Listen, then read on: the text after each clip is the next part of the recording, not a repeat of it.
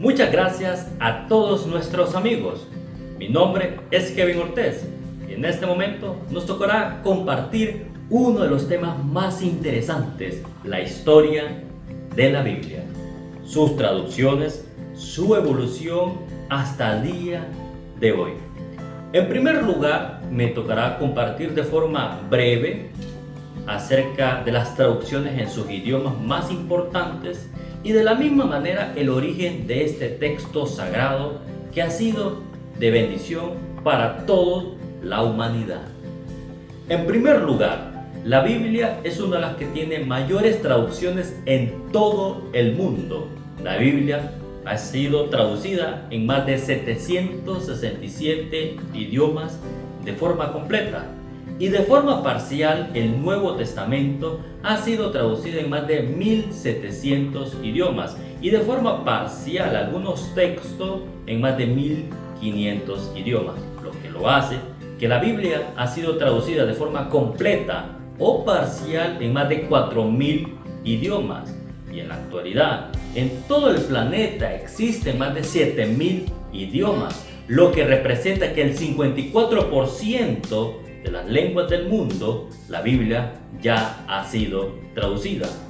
Además de eso, la Biblia posee una de las mayores copias en todo el mundo, entre 2500 a 5000 millones de copias, lo que lo hace el libro con más traducciones, además el libro con más copias en todo el mundo, superando por creces al libro Mao, libro ideológico de China, Don Quijote, la historia de Dante, Harry Potter, entre otras literaturas universales. La Biblia lo supera a todo con creces. Además de ser el libro con más influencia, ha impactado en todos los campos de la humanidad, en la filosofía, en la sabiduría, en la teología, en la música, en las finanzas, en la economía, en la administración, en los derechos, en la salud. En todos los campos, la Biblia ha impactado y ha dejado su semilla en cada una de todas estas áreas fundamentales para la historia de la humanidad.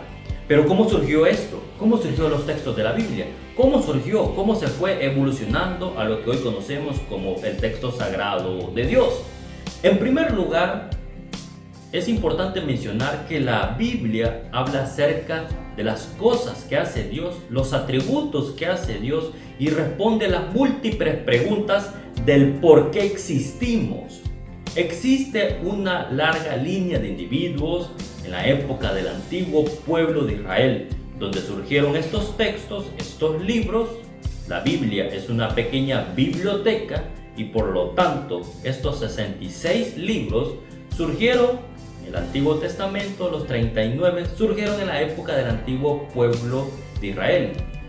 Existe una larga línea de individuos que destacan profetas, autores, reyes, sacerdotes, en los cuales ellos se veían la historia del pueblo de Israel como no ordinaria, sino como el plan de Dios a favor de la humanidad. Ellos utilizaban poesía sofisticada de alto nivel, narrativa, épica, metáfora, hipérbole, parábolas, ironías, diversas formas de lenguaje con un nivel de excelencia alto. Ese era el texto que escribieron aquellos personajes de la antigüedad.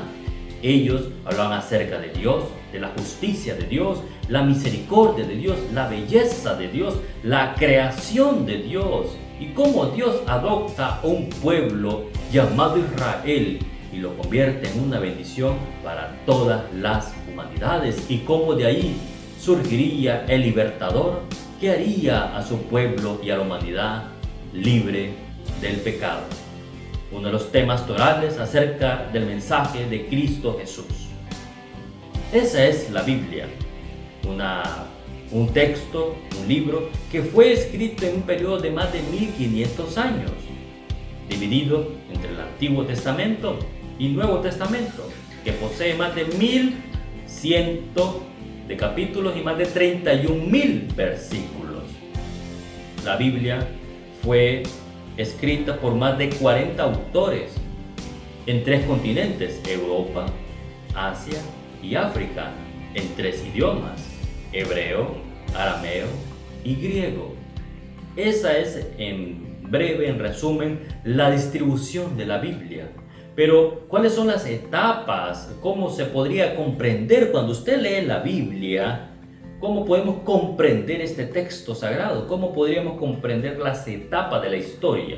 Desde el origen de la humanidad, su creación, desde la época patriarcal, Abraham, Isaac, Jacob, el surgimiento del pueblo de Israel, su llamamiento, su etapa en Egipto, su esclavitud hasta su liberación y su peregrinación en el desierto, la época de los jueces, la época de la monarquía unida, Saúl, David y Salomón, la época de la monarquía unida hasta la construcción de su primer templo, posteriormente su división, el pueblo del norte, el pueblo del sur, las invasiones y exilios, los asirios, los babilónicos, destrucción de su templo y la dominación persa. Es ahí donde ellos regresan por el decreto de Ciro el ungido, regresan y restablecen su identidad y su culto. Y aquí aparece la figura de Esdras, que más adelante tocará mencionar. La época del Imperio Romano, la época de Jesús y el inicio y el origen de la iglesia primitiva hasta el día de hoy. Esta sería entre 10 etapas. Uno menciona muchas etapas acerca de cómo fue organizada el texto de la Biblia desde el Antiguo Testamento y Nuevo Testamento. ¿Cómo ha sido la transmisión de la Escritura? En primer lugar, el texto sagrado pasó de forma oral. Los textos se hablaban de forma oral, se transmitían las historias, las enseñanzas, las leyendas, todo se transmitía de forma oral. La historia se mantenía con ese fuego y con ese vigor, se mantenía cada una de estas historias que nunca perdieron vigencia. Por lo tanto, antes de la escritura, antes del papel, estas historias se hablaban de forma oral entre las comunidades, entre los pueblos, se compartían estas enseñanzas y esas leyendas. Primero fue la transmisión oral. De la transmisión oral pasamos a la tablilla. Por ejemplo, los 10 mandamientos se utilizaron en una tablilla de texto cuneiforme, era una arcilla húmeda. Algunos descubrimientos arqueológicos, por ejemplo el libro de Levíticos, Números, Deuteronomios, que se escribieron en estos tipos de texto. Por lo tanto, la tablilla también fue una parte importante en el texto de la Biblia. Luego pasamos al papiro, de la planta Cyperus papyrus. Esto sirvió para poder distribuirse en todo el Mediterráneo. Por lo tanto, era fácil, se podía enrollar y sirvió como expansión para poder colocar todos estos documentos en todo Asia Menor y en todo el Mediterráneo. Luego la sustituyó el pergamino. El pergamino se perfeccionó en la ciudad de Pérgamo, es ahí su nombre. Es allí donde este documento se convirtió en algo más duradero, más resistente y por lo tanto superó al papiro. Y es ahí cómo se ha ido haciendo la transmisión de la escritura en el proceso de la Biblia. Pero ¿quiénes escribieron estos textos sagrados? ¿Quiénes fueron las personas encargadas de poder recopilar y poder escribir cada uno de estos documentos? En primer lugar, es importante mencionar el papel de los escribas o los soferim. Estos eran guardianes del texto y de la tradición.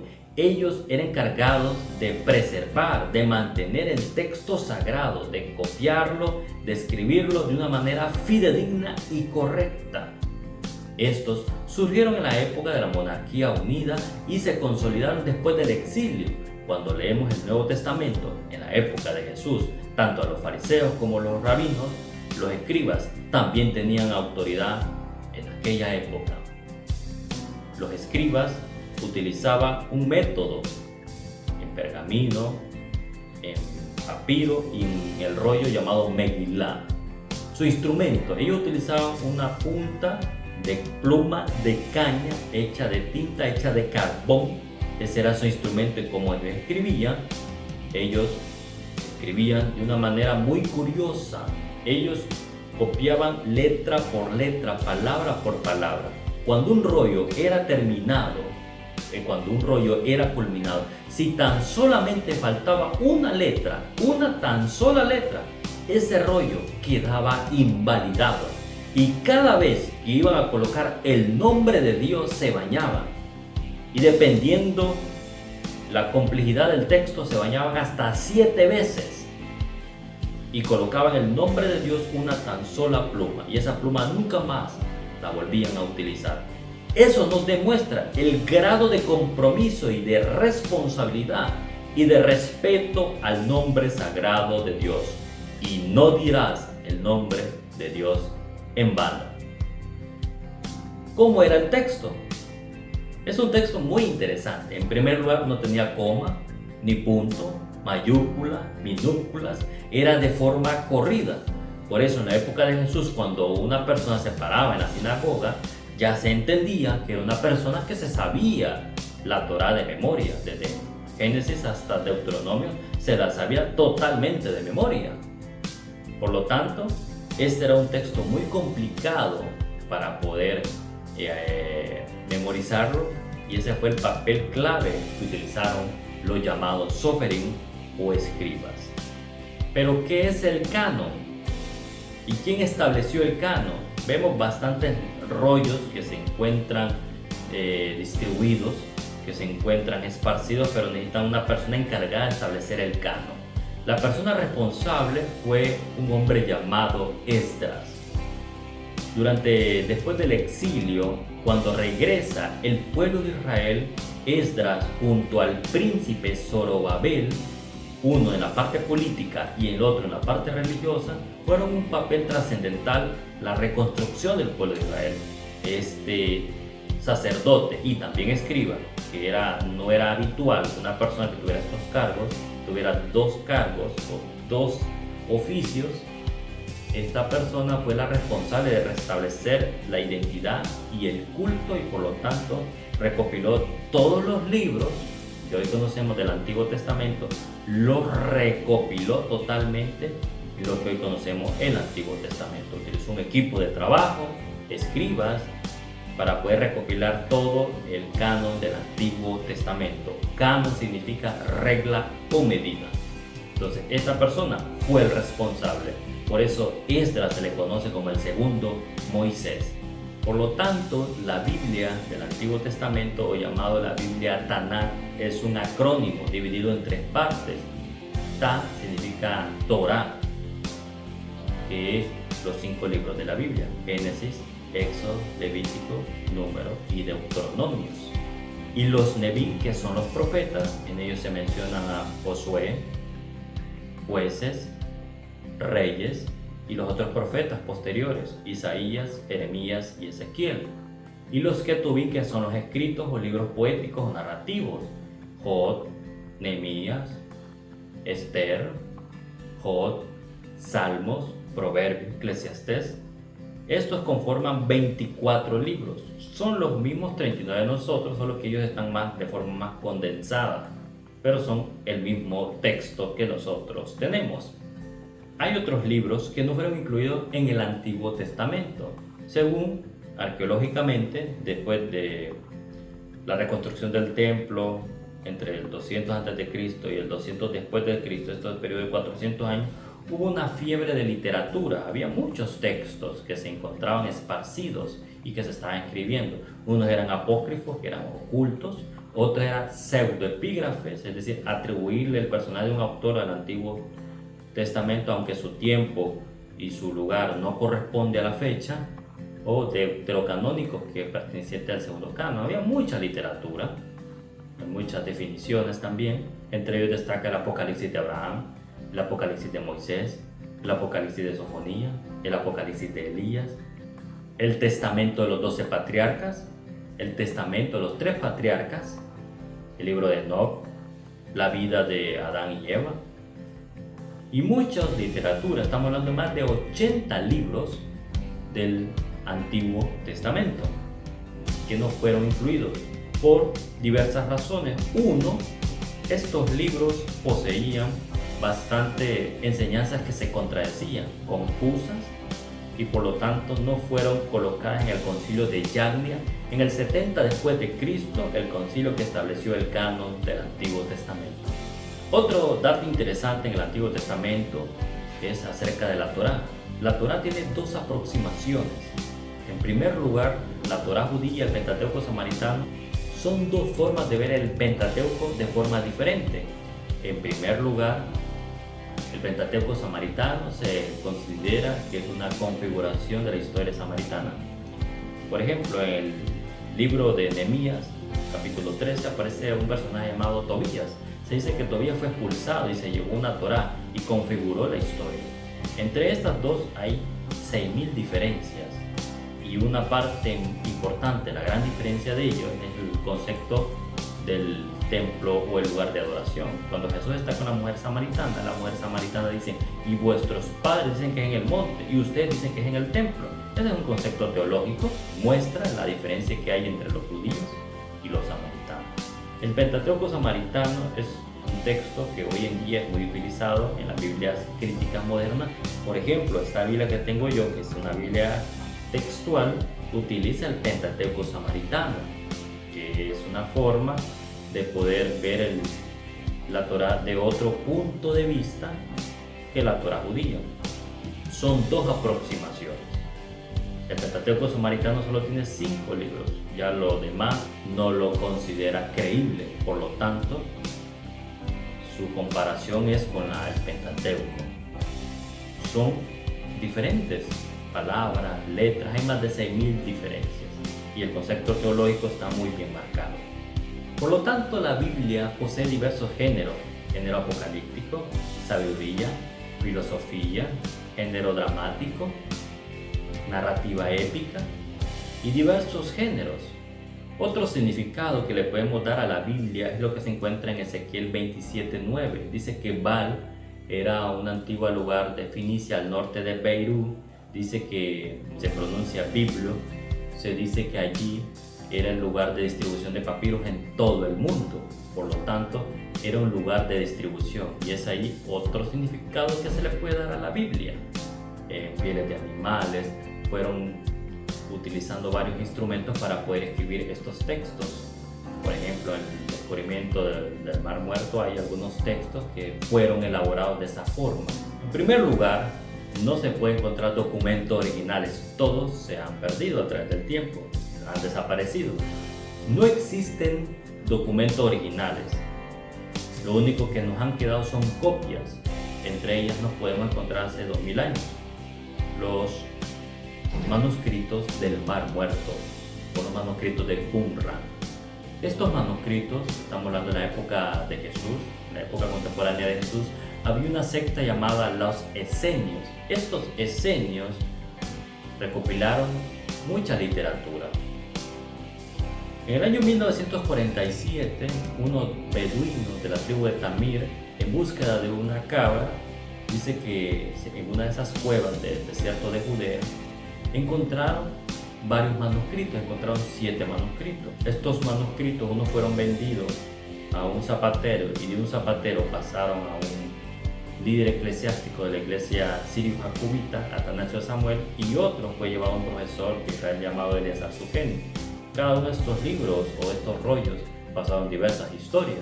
Eliezer Zuccheni hizo su primera publicación acerca de estos documentos y él consideró que estos documentos pertenecían a la comunidad de los esenios. Los esenios eran una secta judía. De acuerdo a Filón de Alejandría, el filósofo, Flavio Josefo, el historiador, o Plinio el Viejo, el geógrafo, cada uno de estos habían descrito acerca de los esenios. Pero ¿qué pasó con los otros documentos? El líder eclesiástico de la iglesia sirio-jacobita, Atanasio Samuel, los compró por $100 sin saber lo que tenía en sus manos, hasta que empezó a descubrir y el impacto que tenía los quiso vender ya ahora a $1.000.000. Ya no quería $100, quería $1.000.000. Pasó luego la la independencia de Israel y tuvieron que irse esos documentos hasta llegar a Estados Unidos. Y fueron exhibidos estos manuscritos, sin saber hasta el día, en su momento, el impacto que tenían. Fue el descubrimiento más grande del siglo XX, o el descubrimiento arqueológico más grande del siglo XX. Estos manuscritos, en el año 1951 a 1956, hubo una gran fiebre por querer descubrir estos manuscritos. Uno de ellos fue un arqueólogo, Roland de Boer, francés.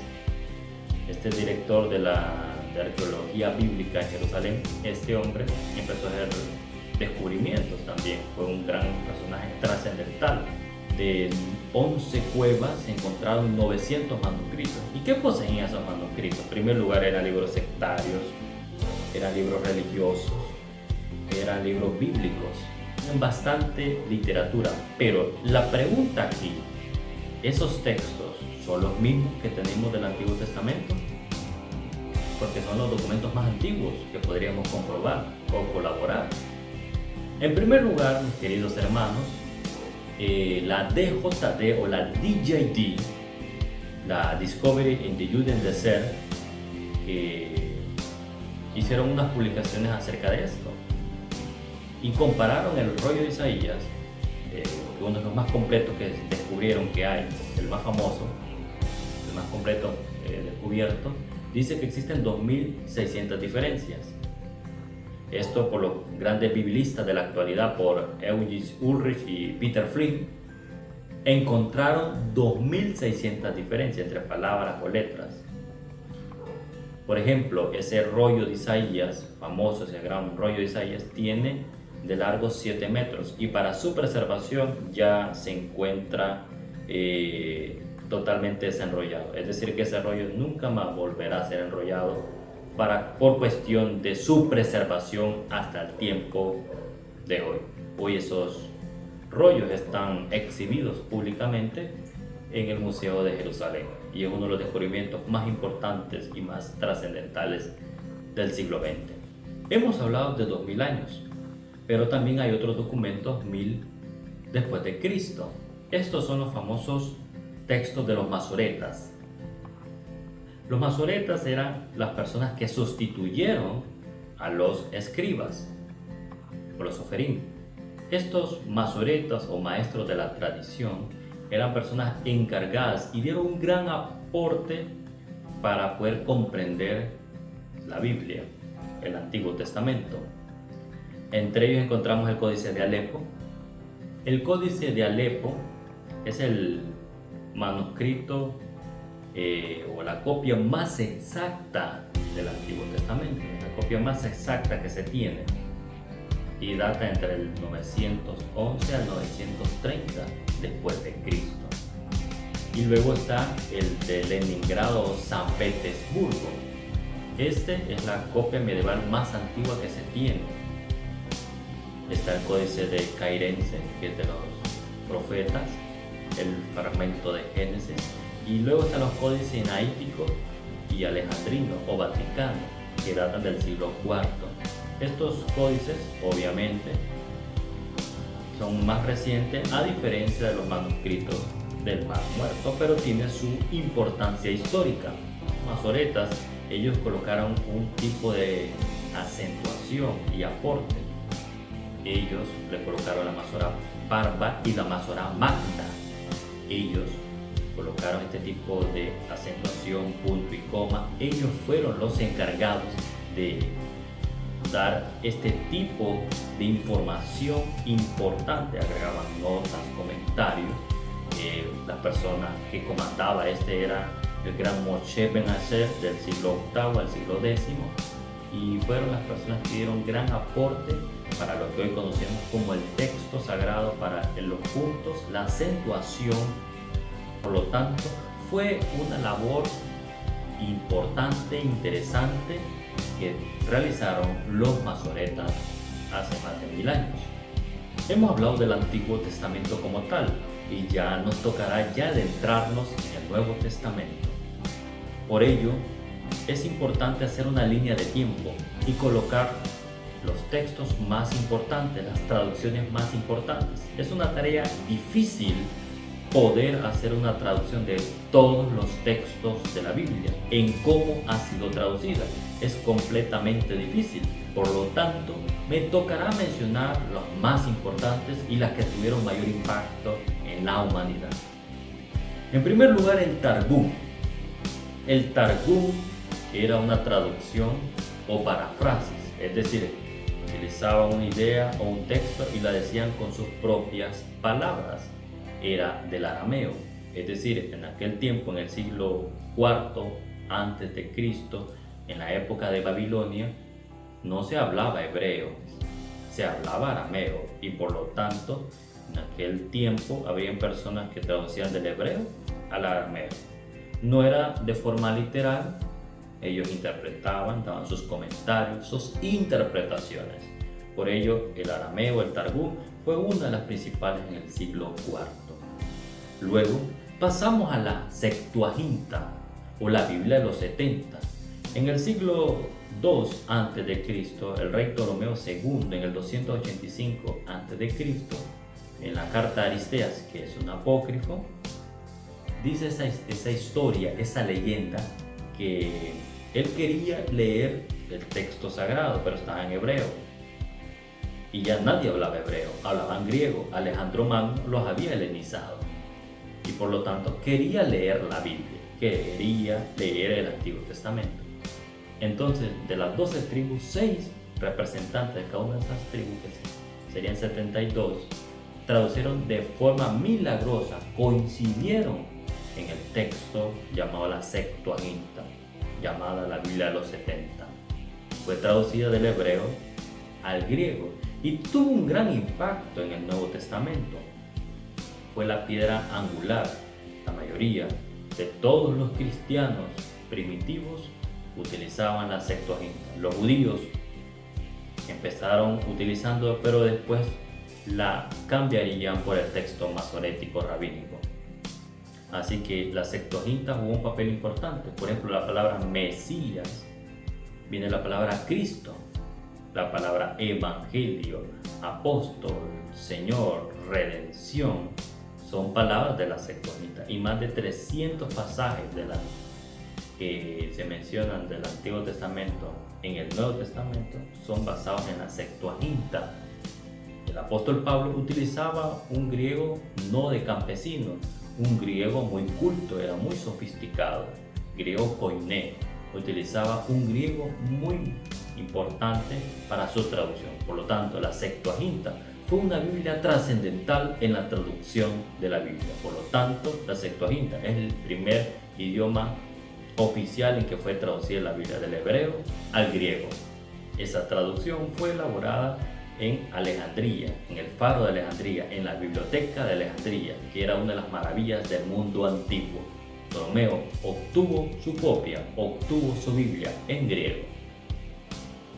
La pechita o lenguaje siriaco era un dialecto del arameo muy similar al idioma que hablaba Jesús.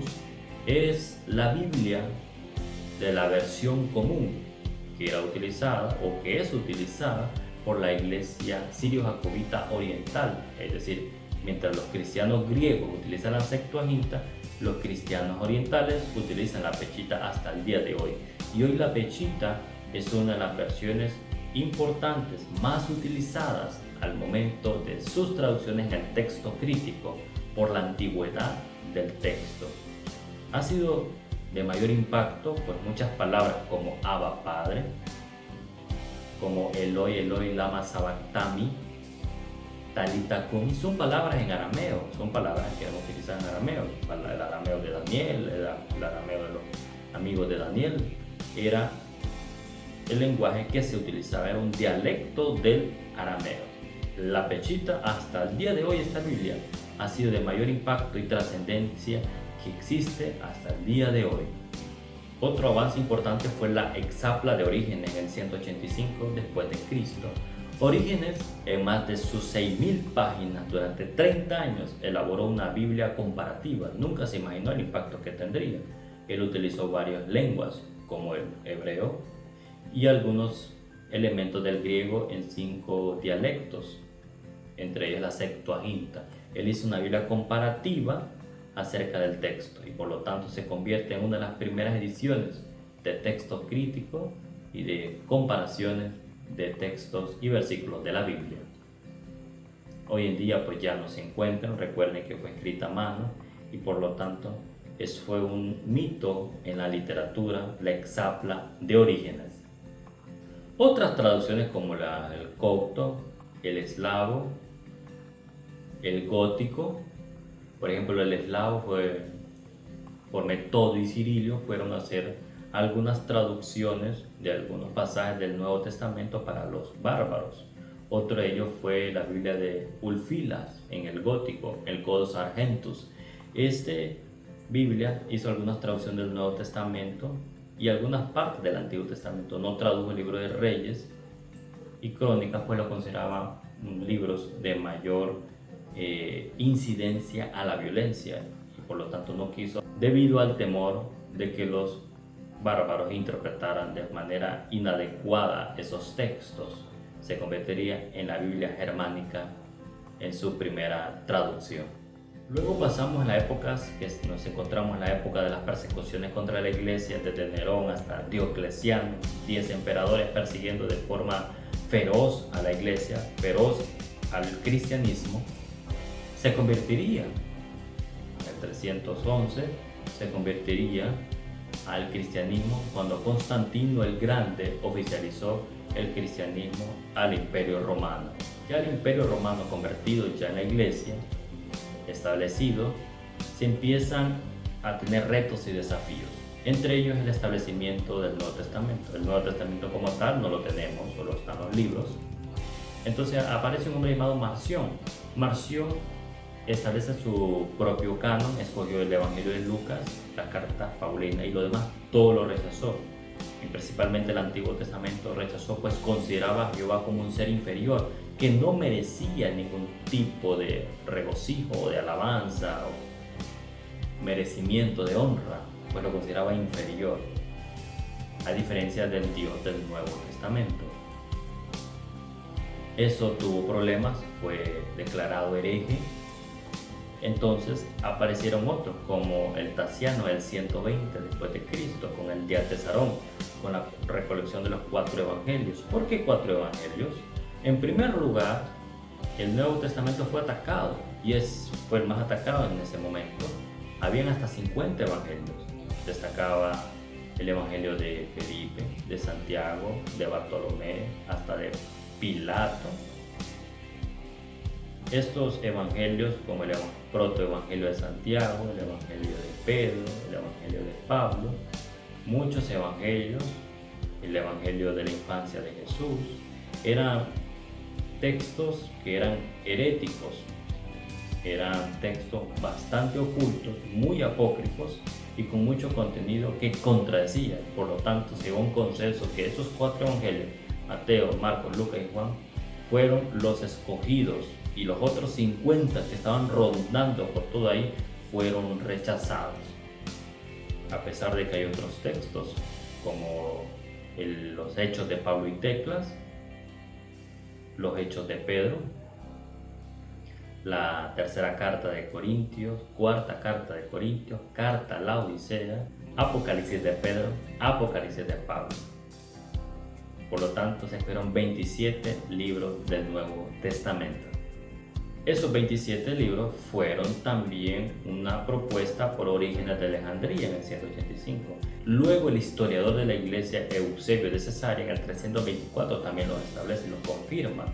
Ya Atanasio de Alejandría, Tertuliano y Cipriano de Cartago, ya estamos en el 367, ya hay una lista oficial del establecimiento de estos 27 libros del Nuevo Testamento. El Concilio de Roma en el 382, los concilios de Hipona en el 393, los concilios de Cartago en el 397 y 419, se establece el canon oficial del Nuevo Testamento. Aunque escogieron otros libros deuterocanónicos o libros católicos, como el libro de Tobías, Sabiduría, algunos textos adicionales como Bel y el dragón, la historia de Susana, algunos textos del libro de Daniel, Macabeos 1, Macabeos 2. Estamos hablando de 7 libros adicionales al Antiguo Testamento. Serían 46 y 27, que hacen 73 libros. Luego, en el 384, el Papa Damaso I encomienda a su secretario, un políglota que hablaba hebreo, griego y latín, que traduce la Biblia, un hombre llamado Jerónimo de Estridón. Entonces, durante 20 años empieza a hacer la traducción de la Biblia que sería conocida como la Vulgata Latina, que sustituyó a la Vetus Latina. La Vetus Latina era una traducción de textos del griego al latín, aunque tenía muchos errores. Entonces, lo que hizo Jerónimo fue hacer algunas modificaciones y mejoras del Antiguo Testamento. Hubo un momento que utilizó la Septuaginta, pero luego utilizó algunos textos antiguos hebreos. El Nuevo Testamento se empezó a basar de algunos manuscritos. Algunos textos los configuró por completo, otros libros no los escribió, no los completó. Tuvo muchos debates y contradicciones contra él. Por ejemplo, la teología de él ha impactado hasta el día de hoy. Génesis 3:15, un texto mesiánico, lo convirtió en un texto mariano. El papel de los sacerdotes, el papel de la penitencia. En Mateo 4:17, la palabra arrepentir, la puso la palabra en latín metanoia, que significa penitencia. Papel clave también en la interpretación de los textos en latín. Aunque su papel fue interesante durante más de 20 años, tradujo la Biblia en el idioma que todo el mundo hablaba. Ya nadie hablaba hebreo, ya nadie hablaba griego, ya nadie hablaba arameo. Ahora es el momento de hablar en latín, en la lengua oficial del Imperio Romano. Durante 1000 años es la Biblia oficial. Se cae el Imperio Romano de Occidente y por lo tanto las lenguas vernáculas empiezan a invadir todo el imperio. Ya se empezaban a hablar otras lenguas que no era el latín. Y durante 1000 años ya no entendía el latín. Por lo tanto la Biblia es eclipsada completamente. Ya la Biblia se había convertido para los estudiosos, para los sacerdotes, para la orden monástica, para los reyes y para los príncipes. Ya no era para el mundo común. Pero empiezan a venir unas primeras luces. En el año 1175, un hombre llamado Pedro Baldo se convierte y hace un movimiento llamado los valdenses. Él vende todo lo que tiene y empieza a hacer una traducción de la Biblia en el occitano, es decir, en el Lyon de Francia, al sur de Francia. Empiezan a hacer algunas traducciones de la Biblia en esa lengua vernácula. Fue declarado hereje y fue perseguido por la Iglesia romana. Otro personaje que fue clave también, ya tenemos el Antiguo Testamento, ya tenemos el Nuevo Testamento, ya tenemos puntos y comas, pero también necesitamos un hombre que nos ayude a organizar mejor el texto. Este fue Stephen Langton. Él organizó en capítulos y versículos la Biblia. Este arzobispo de Canterbury, hasta el día de hoy, hizo un gran aporte para poder comprender y leer de una mejor manera el texto sagrado.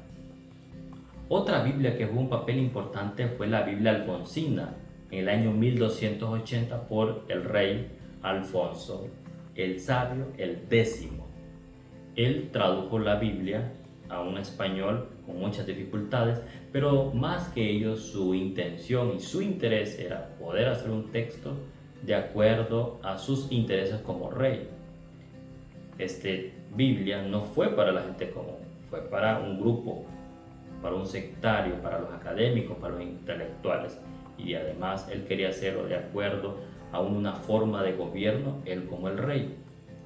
Por lo tanto, fue la primera Biblia en español, la Biblia alfonsina, en el año 1280, que tradujo de latín al español. Otras Biblias también más en el año 1478 por Bonifacio Ferrer fue la Biblia valenciana y la catalán, aunque no eran de forma total. Otra Biblia que tuvo influencia fue la Biblia en italiano por Niccolo Malermi, o la Biblia de Malermi. Hizo hasta 3 ediciones y tuvo un impacto, es decir, ya en el idioma checo, en polaco ya se empieza a hacer traducciones de la Biblia. Otra edición, así como el Exapla, fue la Biblia Políglota Complutense en el año 1517 a 1520. El cardenal Francisco Jiménez de Cisneros, él empieza a hacer una edición crítica y comparativa de la Biblia, en hebreo, griego, arameo y latín, distribuido en 6 volúmenes: el Pentateuco, los libros poéticos, proféticos, los Salmos, el Nuevo Testamento y diccionario y gramática. Es decir, fue una Biblia muy completa, se hicieron más de 600, hasta el día de hoy solo nos quedan 100 copias de texto, que tardó más de 12 años en poder elaborar un texto como fue la Políglota Complutense, un texto maravilloso para poder comparar y hacer comparativas de algunos textos en que se había realizado el hebreo, el griego de la Septuaginta, el latín de la Vulgata Latina y el arameo Targum. Pero estamos durante la época que se iba a estallar la Reforma Protestante, estamos en el siglo XVI, y la Iglesia todavía mantiene esa opresión para que la gente no pueda leer la Biblia al lenguaje común. La Biblia se encontraba eclipsada y la gente no entendía el texto sagrado. La gente hablaba en un idioma que ellos no entendían ni tampoco comprendían. No se puede dar perlas a los cerdos, esto de acuerdo a Mateo 7:6. Ellos decían que el texto sagrado no se puede traducir a unas lenguas impuras, sucias. Por lo tanto, no se puede hacer la traducción de la Biblia y por lo tanto era penalizado con la pena de muerte traducir la Biblia a otra lengua no oficial. La Reforma Protestante estalla y entre las 5 solas, la sola escritura empieza a tener fuego y preponderancia en aquellas épocas. Otro que jugó un papel importantísimo en la distribución de la Biblia fue la Biblia de Gutenberg en el año 1454. Realiza su primer libro impreso, la Biblia de Gutenberg, una Biblia en latín, de la Vulgata Latina. Ese libro, el primer libro, fue utilizado con los datos móviles y todos los dispositivos de su época. Por lo tanto, hoy en día, la copia de esta, estaríamos hablando de más de $40 millones solo esa Biblia. Otro aporte importante para el Nuevo Testamento fue el Textus Receptus de Erasmo en el año 1516. Traduce el Nuevo Testamento al griego y no utilizó algunos elementos de Jerónimo, sino que entre 7 o 8 manuscritos, entre muchos manuscritos bizantinos tardíos, elaboró el Textus Receptus o texto mayoritario, que sería la base para todas las versiones de la Biblia en español, en alemán e inglés. Si vemos que la Biblia, el Antiguo Testamento de la Biblia es basado bajo el texto masorético, mientras el Nuevo Testamento es basado por el texto del Receptus de Erasmo. Algunos elementos se lo configuró, por ejemplo la Juanina, la Perícopa en Juan 7:53, entre otros textos. Por ejemplo, hay muchos textos de aquí que no aparecen en un aparato crítico, en el New Testament Grace, que no aparecen. Eso me tocará mencionarlo más adelante. Pero Erasmo de Rotterdam jugó un papel importante también, aunque este término de Textus Receptus se mencionaría en el año 1633, es decir, 100 años después. John Wycliffe hace un aporte hasta que sus seguidores lollardos hacen la traducción al inglés. Juan Hus hace cultos a la lengua común, pero un hombre muy apasionado en el momento en que luego fue ejecutado. Lutero también hace su traducción de la Biblia en alemán en el castillo de Wartburgo. Estuvo más de 12 años hacer su traducción, 2 del Nuevo Testamento y 10 del Antiguo Testamento. Fue un impacto en toda la civilización alemana, la Biblia de Lutero. Tyndale, un hombre que hablaba hasta 5 idiomas, traduce la Biblia. Tuvo problemas durante la época inglesa. Pasaba la Biblia en barriles hasta que fue capturado y luego estrangulado. Pero el aporte es más del 80% de la Biblia de Cranmer, o la Gran Biblia de Ginebra, la Gran Biblia de Ginebra, la Biblia de Cranmer o el Rey Jacobo en 1611. Más del 80% de todos estos textos se basan de la Biblia de Tyndale, el idioma inglés. Otro fue la Biblia de Lefebvre en francés. Juan Calvino se influenció bastante también e impactado por esta traducción. Micael Agrícola traduce, uno de los alumnos de Lutero, traduce la Biblia en finlandés y se convierte en la lengua oficial y en la lengua predominante en el norte de Europa. La Biblia en español. Francisco de Encina en el año 1543 y Juan Pérez de Pineda en el año 1556.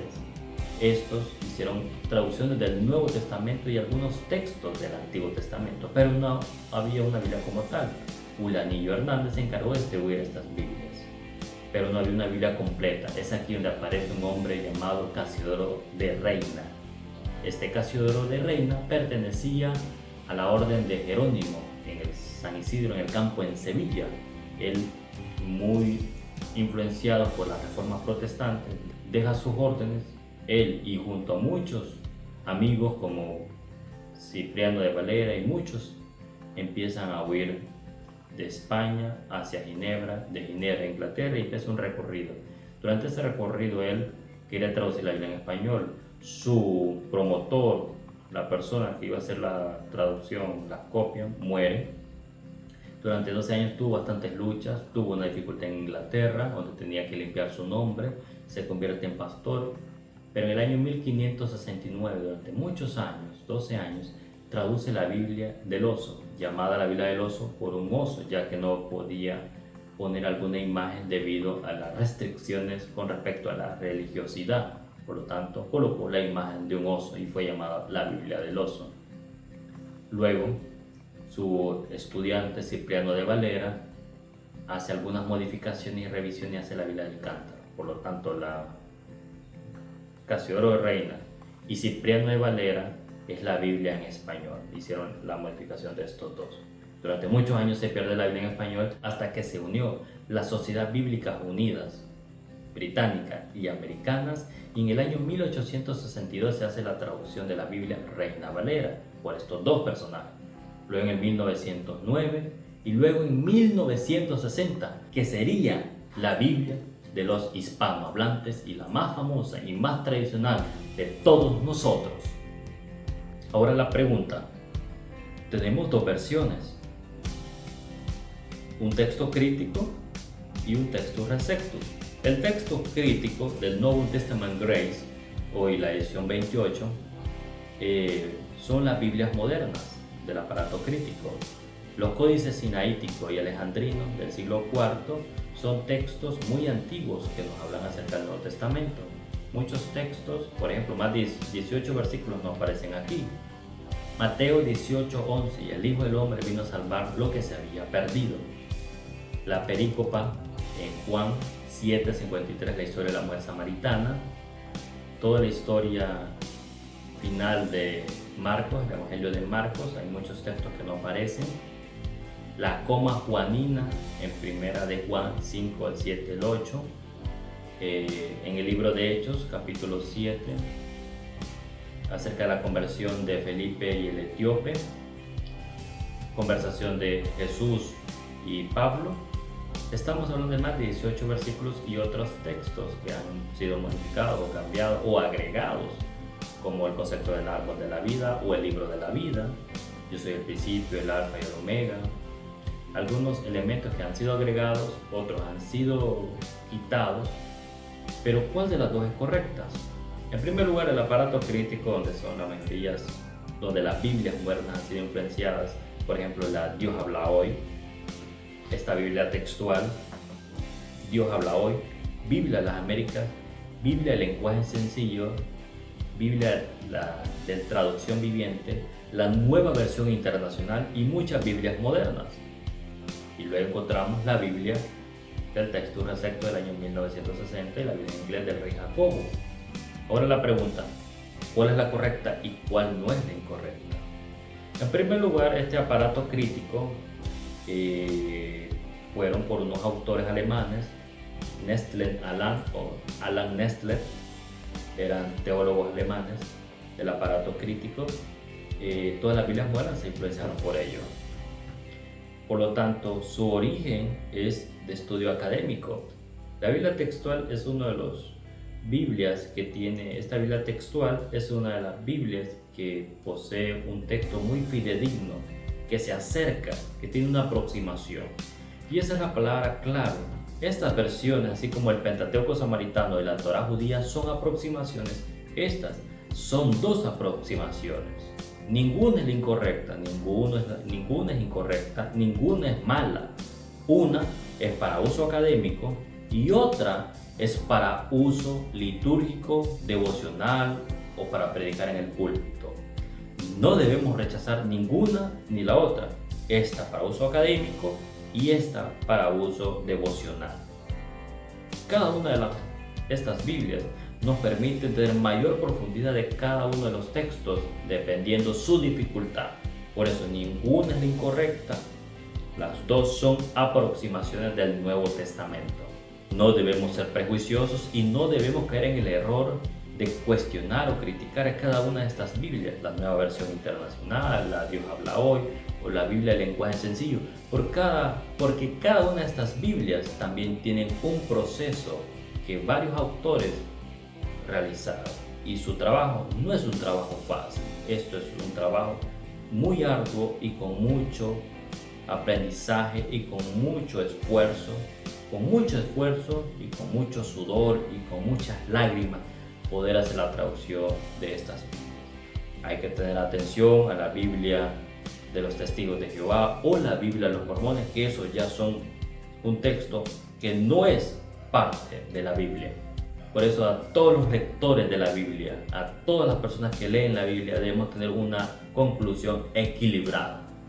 ¿Cuáles son las recomendaciones? Primero, un estudio comparativo de cada uno de los versículos de la Biblia. Debemos compararlos, debemos estudiarlos, debemos analizar cada uno, palabra por palabra, letra por letra. Atención a las variantes, algunos cambios, unos no lo tienen, otros sí lo tienen. El saber el por qué, investigar de una manera, exégesis de cada uno de los textos y esas variantes. Hay que utilizar herramientas complementarias que nos permiten visualizarlo y tener un amplio conocimiento y tener una conclusión de cada uno de los textos. Debemos tener concordancias, diccionarios y otras herramientas que nos permiten comprender mejor el texto sagrado.